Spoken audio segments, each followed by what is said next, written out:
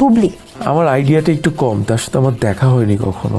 বুবলিকে নিয়ে আমার কোনো আইডিয়া নাই, একই বলছেন বাপ্পি চৌধুরী। হ্যালো ভিউয়ার্স, বিস্তারিত জানতে চ্যানেলটি সাবস্ক্রাইব করে সম্পূর্ণ ভিডিওটি দেখতে থাকুন। সুপ্রিয় দর্শক, বর্তমান সময় আলোচনা ট্রেন্ডিং এ রয়েছেন শবনম ইয়াসমিন বুবলি, কেননা একের পর এক সিনেমা কাজে ব্যস্ত থাকেন তিনি। বর্তমানে শবনম বুবলিকে দেখা যায় এতটা পরিমাণ সিনেমা কাজে ব্যস্ত থাকে যা কল্পনার বাহিরে। সব সময় সিনেমার মধ্যেই ডুবে থাকেন তিনি। সিনেমার পাশাপাশি বিভিন্ন ফটোশুটে প্রোগ্রামে উপস্থিত হতে দেখা যায় তাই। শবনম ইয়াসমিন বুবলি বর্তমানে ঢাকায় চলচ্চিত্রের মধ্যে রাজত্ব করে যাচ্ছে, কেননা বাংলাদেশে যদি 10টি সিনেমা মুক্তি পায় বছরে, এর মধ্যে 7 থেকে 8টি সিনেমায় নায়িকা থাকেন তিনি। শুধুমাত্র সাকিবের সিনেমা ছাড়া সব সিনেমাতে শবনম বুবলিকেই দেখা যায়। সাকিব খানের সঙ্গে ব্যক্তিগত মনোমালিন্যের কারণে সাকিব খানের সঙ্গে কোনো সিনেমাতে কাজ করতে দেখা যায় না শবনম বুবলি, আর সেই কারণে তো এখন আলোচনার তুঙ্গে রয়েছেন শবনম বুবলি। আর তাই তো মাঝে মধ্যে শবনম ইয়াসমিন বুবলিকে নিয়ে অনেকজন অনেকভাবে মন্তব্য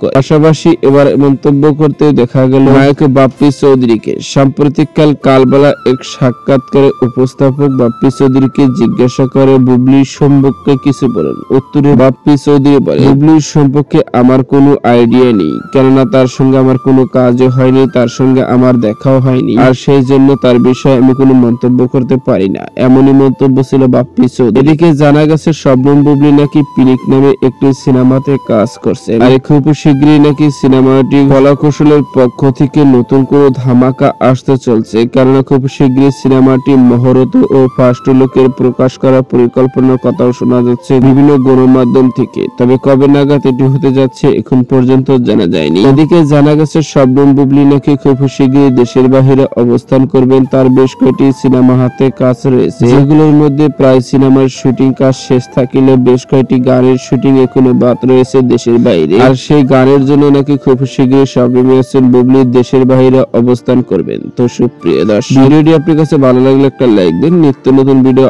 আপডেট পেতে চ্যানেলটি সাবস্ক্রাইব করুন। আমার সঙ্গে ধন্যবাদ ভিডিওটি উপভোগ করার জন্য।